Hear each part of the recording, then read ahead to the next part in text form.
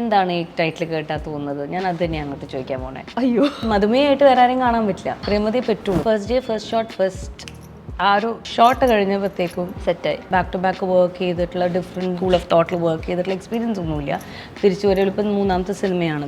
മലയാള സിനിമയിൽ എത്രയോ ക്ലാസിക്കുകൾ നമുക്ക് വേണ്ടി കോൺട്രിബ്യൂട്ട് ചെയ്തിട്ടുള്ള വ്യക്തിയാണ്. നമ്മുടെ മനസ്സിൽ ചൈൽഡ്ഹുഡിൻ്റെ ഓർമ്മയിലെ വലിയൊരു പങ്ക് എനിക്കൊന്ന് അദ്ദേഹത്തിൻ്റെ ചിത്രങ്ങൾക്ക് കൊടുക്കണം. ഒരു കട്ടിൽ ഒരു മുറി, പുതിയ വിശേഷം അതാണ്.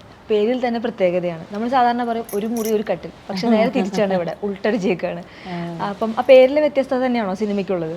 അത് നമ്മൾ തിരിച്ചു പറയുന്നു എന്നതും ഒരു വ്യത്യസ്തതയാണ്. ആ പേരും വളരെ ക്യാച്ചി ആയിട്ടുള്ള പേരാണ്.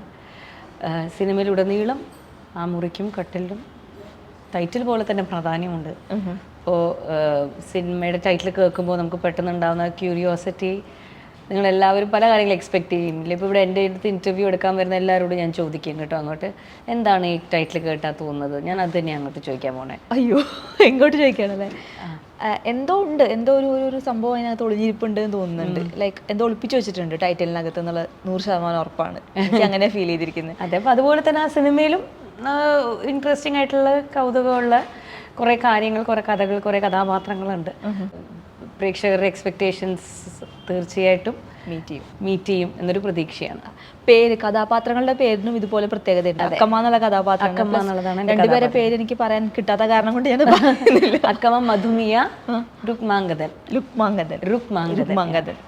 പേരിലും ഡിഫറൻസ് ആണ്. അതെ. അപ്പം എങ്ങനെയാണ് ഈ ഒരു ക്യാരക്ടേഴ്സിന്റെ ഒക്കെ ഒരു രൂപകൽപ്പന? എല്ലാം തീർച്ചയായിട്ടും നിങ്ങൾ രഘുനാഥ് പലേരി സാറെ കയ്യിൽ കിട്ടുമ്പോൾ ചോദിക്കാനുള്ള ചോദ്യം പറയില്ല, വിട്ടു പറയില്ല. ഇല്ല, അദ്ദേഹം എല്ലാം വിട്ടു പറയും. അല്ല, എനിക്ക് ഞാൻ പറയാന്ന് പറയുന്നത് ശ്രീലക്ഷ്മിക്ക് ഈ പേരുകളോട് തോന്നുന്ന അതേ കൗതുകം തന്നെയാണ് വായിച്ചപ്പോൾ എനിക്കും തോന്നിയത്. പിന്നെ ഓരോ കഥാപാത്രങ്ങൾ അദ്ദേഹം എൻ്റെ അടുത്ത് നമ്മൾ സംസാരിക്കുമ്പോൾ പറഞ്ഞിരിക്കുന്ന ഒരു കാര്യമാണ്, ഓരോ പേരുകൾ ആ കഥാപാത്രത്തെ എംബോഡി ചെയ്യും എന്ന് പറയും അല്ലേ. അപ്പോൾ പിന്നെ അഭിനയിച്ചെല്ലാം കഴിയുമ്പോഴത്തേക്കും എനിക്ക് വേറൊരു രുക്മാംഗദനെ ഓർക്കാൻ വയ്യ, വേറൊരു മധുമയെ ഓർക്കാൻ വയ്യ. അപ്പോൾ അത് എന്താണ് ആ പേരുകളുടെ രഹസ്യം, അല്ലെങ്കിൽ അതൊക്കെ തീർച്ചയായിട്ടും രഘുനാഥ് സാറിനോട് കാണുമ്പോൾ ചോദിക്കണം കേട്ടോ. പിന്നെ അദ്ദേഹത്തിന്റെ എല്ലാ സിനിമകളിലും നമുക്ക് വളരെ ഇമ്പോർട്ടൻ്റ് ആയിട്ട് നോട്ടീസബിൾ ആയിട്ടുള്ള ഇങ്ങനത്തെ കുറേ കാര്യങ്ങളുണ്ടാവും. പേരിലാണെങ്കിലും ടൈറ്റിലാണെങ്കിലും ഒരു ഇൻട്രസ്റ്റിംഗ് ആയിട്ടുള്ളൊരു അപ്രോച്ചാണ്. ഒരു തമിഴ് ടച്ചുള്ള കഥാപാത്രമാണ്. തമിഴാണ് മദർ ടങ്ക്. അതെ. അപ്പം ഒരു തമിഴ് കഥാപാത്രമായിട്ട് എത്തുന്നത്തോളം രസകരമായിരുന്നു ആ ഒരു. ഞാൻ അതായിരുന്നു ശരിക്കും എന്നെ എക്സൈറ്റ് ചെയ്യിപ്പിച്ച കാര്യം. തമിഴൊക്കെ നന്നായി പറയാൻ പറ്റും. മാത്രമല്ല മലയാള സിനിമയിൽ അവതരിപ്പിക്കണു എന്നുള്ളതാണ് ഭയങ്കര ഇൻട്രസ്റ്റിംഗ് ആയിട്ടുള്ള കാര്യം. കാരണം ഇവർ വന്ന് വേറൊരു നാട്ടിൽ നിന്ന് വന്ന് താമസിക്കുന്നവരാണ്. ഇവർ തമിഴല്ല, പക്ഷെ ഇവരെന്തുകൊണ്ട് തമിഴ് സംസാരിക്കുന്നു, അങ്ങനെയൊക്കെയുള്ള കുറച്ച് ബാക്ക് സ്റ്റോറീസ് ഉണ്ട് ഇതിന്. പിന്നെ അവരുടെ തമിഴ് എന്ന് പറയുന്നത് ഇപ്പം അവർ സംസാരിക്കുന്ന ഒരു തമിഴുമായി ചേർന്നിരിക്കുന്ന ഒരു ലാംഗ്വേജ് തമിഴ് തന്നെയാണ്. പക്ഷെ സെന്തമിഴാണോ എന്ന് ചോദിച്ചാൽ അല്ല. കുറേ തെറ്റുകളൊക്കെ ഉണ്ടാവാം, പക്ഷെ ആ തെറ്റുകൾ ഉണ്ടാവുന്നത് കുഴപ്പമില്ല, കാരണം അവർ തമിഴ് ചൂസ് ചെയ്യാണ് സംസാരിക്കാൻ. അങ്ങനെ കേൾക്കുമ്പോൾ തന്നെ എന്തൊക്കെയാ ഒരു ഇൻട്രസ്റ്റിംഗ് ക്യാരക്ടറിസ്റ്റിക് ഉള്ള ഒരു കഥാപാത്രമാണല്ലോ എന്ന് തോന്നുന്നു. അപ്പം അതുപോലെ തന്നെയാണ് സിനിമയിലും. എന്താണ് ഈ ഫിലിമിലേക്ക് ആകർഷിച്ചത്? കുറച്ചൊരു ഗ്യാപ്പൊക്കെ എടുത്ത് വരികയാണ്, ഓരോ ഇടവേള ഉണ്ട്, ഇടയ്ക്കിടയ്ക്ക് ഇടവേള എടുക്കുന്നുണ്ട്. ഒരു ഗ്യാപ്പ് എടുത്ത് വരുമ്പം ഈ ഫിലിമിലേക്ക് ആകർഷിച്ചൊരു ഫാക്ടർ എന്താണ്? ഈ ഒരു ഡയറക്ടറുടെ നെയിമാണോ അതോ രഘുനാഥ് പലേരി സാറിൻ്റെ സ്ക്രിപ്റ്റ് തന്നെയാണ് ഇതിൻ്റെ ആദ്യത്തെ കാര്യം.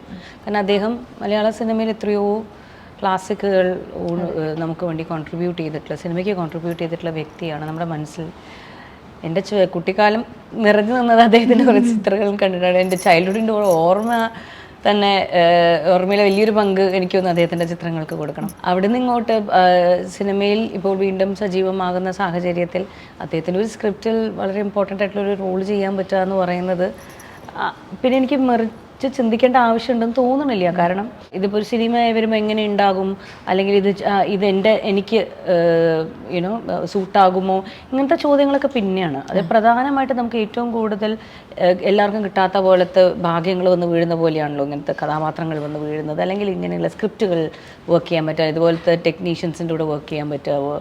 അതുപോലെയാണ് പലേരി സാറിൻ്റെ സ്ക്രിപ്റ്റിൽ വർക്ക് ചെയ്യാൻ ഒരു ചാൻസ് ഓഫർ ചെയ്തപ്പോൾ കേൾക്കണം തന്നെയായിരുന്നു ആദ്യം ഇമ്മീഡിയറ്റ്ലി തോന്നിയിരുന്നത്. കേട്ട് കഴിഞ്ഞപ്പോൾ യൂഫോറിക് ഫീലിംഗ് ആയിരുന്നു. കാരണം അത്രയും നല്ലൊരു ക്യാരക്ടറാണ് അദ്ദേഹത്തിൻ്റെ വേനയിലൂടെ വന്ന അദ്ദേഹത്തിൻ്റെ സൃഷ്ടി എന്ന് പറയുന്നത്. ഭയങ്കര ഇൻട്രസ്റ്റിംഗ് ആയിട്ടുള്ള അപ്രോച്ചാണ് അദ്ദേഹത്തിൻ്റെ സിനിമയിലുടനീളമുള്ളത്.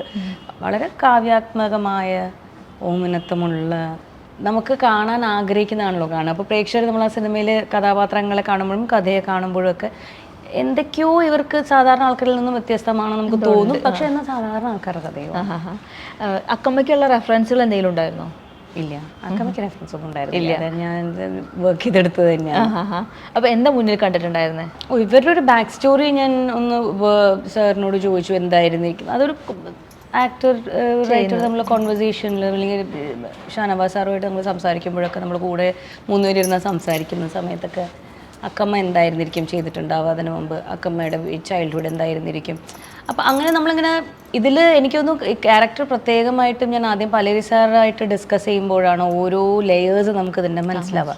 കഥ വായിക്കുമ്പോൾ സ്ക്രിപ്റ്റിലുള്ള ലേയേഴ്സ് ഉണ്ട്, പക്ഷെ എന്നാലും നമുക്ക് ഒരു ചെറിയ ഹോംവർക്ക് നമ്മൾ ചെയ്യുമല്ലോ. അപ്പോൾ അതിൻ്റെ ബാക്ക് സ്റ്റോറി വർക്ക് ചെയ്യുക, എന്തുകൊണ്ടായിരിക്കും ഈ സ്ത്രീ ഇന്ന് ഇങ്ങനെ എന്നറിയണമെങ്കിൽ കുറച്ച് നമ്മളൊരു പേഴ്സണൽ ഹോംവർക്ക് എന്നുള്ള രീതിയിൽ ചെയ്യുമല്ലോ. അങ്ങനെ പലേരി സാറും ഞാനും കൂടെ കുറേ സിറ്റുവേഷൻസ് ഒക്കെ ഉണ്ടായിട്ട് സംസാരിക്കും. അക്കമ്മ അപ്പം എന്താ ഇത് ചെയ്തിട്ടുണ്ടാവും എന്നൊക്കെ പറഞ്ഞിട്ടുണ്ട്. അപ്പം അങ്ങനെയുള്ള കുറേ കോൺവെർസേഷനിൽ നിന്നും ഉരുത്തിരിഞ്ഞു വന്ന കാര്യങ്ങളിലാണ് ഇവരുടെ വേഷവിധാനങ്ങളും ഇവർ സംസാരിക്കുന്ന രീതിയും ഇവരുടെ ബോഡി ലാംഗ്വേജും ഇവർ നടക്കുന്ന കാര്യങ്ങളും ഇവർ ജനറലി ജീവിതത്തിൽ കാണുന്ന കാഴ്ചപ്പാട്, അങ്ങനത്തെ കുറേ ഡിസ്കഷനും കാര്യങ്ങളൊക്കെ വന്നിട്ടായിരുന്നു. കോസ്റ്റ്യൂമിൻ്റെയും മേക്കപ്പിൻ്റെയും തീർച്ചയായിട്ടും അവരവരുടേതായ രീതിയിൽ പ്രോപ്പർ ഹോംവർക്ക് ചെയ്തിട്ടാണ് വന്നത്. എല്ലാവർക്കും കോൺട്രിബ്യൂട്ട് ചെയ്യാൻ പറ്റുന്ന അക്സെപ്റ്റ് ചെയ്യുന്ന ഒരു ടീമായിരുന്നു. അതിപ്പോൾ ഡയലോഗ്സിൻ്റെ കാര്യത്തിലാണെങ്കിലും നമുക്ക് ചെറിയ മാനറിസത്തിൻ്റെ കാര്യത്തിലാണെങ്കിലും ലുക്കിൻ്റെ കാര്യത്തിലാണെങ്കിലും നമ്മൾ എന്തെങ്കിലും സജഷൻ പറയുകയാണെങ്കിൽ അത് അക്സെപ്റ്റ് ചെയ്യുന്ന ഒരു ടീം അറ്റ്മോസ്ഫിയറാണ്. അപ്പോൾ അതൊരു വലിയ അനുഗ്രഹമാണ്. അപ്പോൾ അങ്ങനെ വർക്ക് ചെയ്യാൻ പറ്റുക എന്ന് പറയുന്നത് ഇപ്പോൾ നമുക്കും കോൺട്രിബ്യൂട്ട് ചെയ്യാൻ വളരെ ഇമ്പോർട്ടൻറ്റ്. അഭിനയിക്കുക മാത്രമല്ല നമ്മൾ ബാക്കി എല്ലാ കാര്യങ്ങളും നമുക്ക് ഇൻവോൾവ് ചെയ്യാൻ ഭയങ്കര ഇൻട്രസ്റ്റ് ആയിട്ട് തോന്നും. സഹതാരങ്ങളെ കുറിച്ച് പറയാം. എനിക്ക് തോന്നുന്നു അക്കമ്മേനോട് ഏറ്റവും കൂടുതൽ എൻ്റെ കോമ്പിനേഷൻ ഉള്ളത് മധുമിയൊക്കെയാണ്. പ്രിയമതയാണ് കഥാപാത്രം ചെയ്തത്. പ്രിയമത നമുക്ക് എല്ലാവർക്കും പ്രിയമതയെക്കുറിച്ച് പറയുമ്പോൾ ഈ ഇതുപോലെ വിരള കഥാപാത്രങ്ങളെ ഉള്ളൂ എങ്കിൽ പോലും ആ കഥാപാത്രങ്ങൾക്ക് നമുക്ക് പ്രിയമതയുടെ മുഖം മാറ്റി വേറൊരു മുഖം കാണാൻ പറ്റില്ല. അത്രയും ഇമ്പോർട്ടൻ്റ് ആയിട്ടുള്ള ഒരു റോൾസ് മാത്രമല്ല ആ കുട്ടി അത്രയും ഭംഗിയായി അതിനെ കൈകാര്യം ചെയ്തിട്ടുമുണ്ട്. അപ്പോൾ അത് മധുമിയായി പ്രിയമത വരുമ്പോൾ പ്രിയമതയിൽ ഞാൻ ആദ്യത്തെ ദിവസം പ്രിയമതയുടെ ഞങ്ങളുടെ ഫസ്റ്റ് കോമ്പിനേഷൻ സീൻ കാണുമ്പോൾ തന്നെ ആദ്യത്തെ സീനിൽ തന്നെ ഇമ്മീഡിയറ്റ് കണക്ടിവിറ്റി വന്നു നമുക്ക് അങ്ങോട്ടും ഇങ്ങോട്ടും. കാരണം ഇതിനകത്ത് അക്കമ്മയും പ്രിയമതയും വളരെ അടുത്ത സുഹൃത്തുക്കളാണ്. സാധാരണ എനിക്കിപ്പം അധികം ഇതുപോലെ ചെയ്ത് ബാക്ക് ടു ബാക്ക് വർക്ക് ചെയ്തിട്ടുള്ള ഡിഫറെൻറ്റ് വർക്ക് അല്ലെങ്കിൽ സ്കൂൾ ഓഫ് തോട്ടിൽ വർക്ക് ചെയ്തിട്ടുള്ള എക്സ്പീരിയൻസ് ഒന്നുമില്ല. തിരിച്ചു വരവിൽ ഇപ്പം 3ാമത്തെ സിനിമയാണ്. അതെ. അപ്പോൾ പക്ഷേ ഇതിൻ്റെ ഈ കഴിഞ്ഞ 2 സിനിമകളാണെങ്കിൽ പോലും കുറച്ച് നമ്മളൊരു ഒരു വർക്ക്ഷോപ്പ് പോലെയോ മീറ്റ് ആൻഡ് ഗ്രീറ്റ് സെഷൻ പോലെയൊക്കെ ഉണ്ടായിട്ടുണ്ട്. എസ്പെഷ്യലി തുറമുഖത്തിൽ കുറച്ച് കാലഘട്ടം തന്നെ ഞങ്ങൾ ഒരുമിച്ച് ആയിരുന്നു, മൾട്ടിപ്പിൾ വർക്ക്ഷോപ്സ് ഒക്കെ ചെയ്തിട്ടുണ്ടായിരുന്നു. പക്ഷേ ഇത് ഡേ 1 ആണ് ഞാനും പ്രിയമതയും അങ്ങോട്ടും ഇങ്ങോട്ടും കാണുന്നത്. അപ്പോൾ അതെങ്ങനെ ഉണ്ടാവും എന്ന് എനിക്കറിയണ്ടായിരുന്നില്ല. പക്ഷേ ഫസ്റ്റ് ഡേ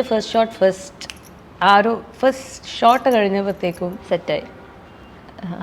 അത് എനിക്ക് ഭയങ്കര കംഫർട്ട് ലെവലായിരുന്നു ഡോക്ടറുടെ വർക്ക് ചെയ്യുന്നതിന്. പിന്നെ മാത്രമല്ല നമ്മൾ അങ്ങോട്ടും ഇങ്ങോട്ടും ഡിസ്കസ് ചെയ്യും. അപ്പോൾ സീൻ പറഞ്ഞു നോക്കുമ്പോഴത്തേക്കും ഞാൻ എന്തെങ്കിലും ഡയലോഗ് പറയുകയാണെങ്കിൽ ഇത് ഓക്കെ ആണോ എന്നുള്ള രീതിയിൽ ആ കുട്ടി ചോദിക്കും ഇങ്ങനെ പറഞ്ഞാൽ മതിയോ ചെയ്താണ്. പക്ഷെ അത് എനിക്കിപ്പോൾ മധുമയായിട്ട് വേറെ ആരെയും കാണാൻ പറ്റില്ല.